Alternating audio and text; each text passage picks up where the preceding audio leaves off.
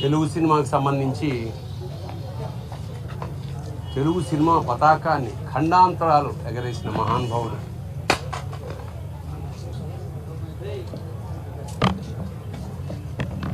ఇవాళ వెళ్ళిపోయారంటే అది పెద్ద లోటే.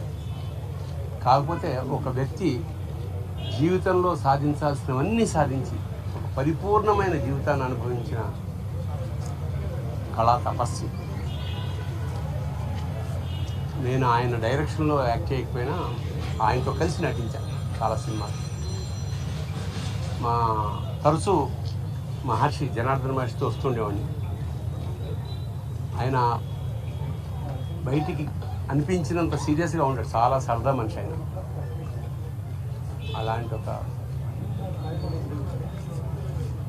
తెలుగు సినిమా ఉన్నంతకాలం ఆయన చిరంజీవి. ఆయన ఆత్మకు శాంతి కలగాలి.